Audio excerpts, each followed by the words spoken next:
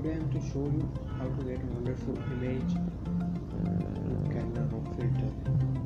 First you drag the image and create a copy. Then go to filter, Camera Raw filter. Friends, don't forget to subscribe my channel Black Eye. Create the Camera Raw filter is open and drag its point. First is the exposure 35 plus 35 exposure, and contrast the -30,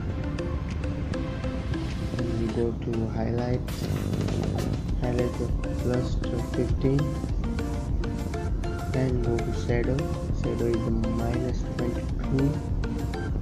plus 22,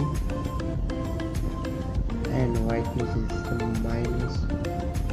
-25, black around 16, and then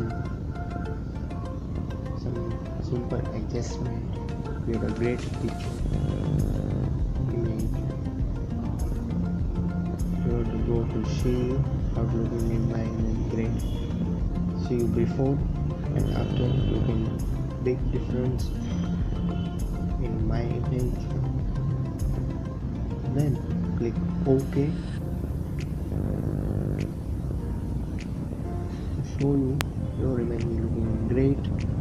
Thank you for watching my channel Black Eye.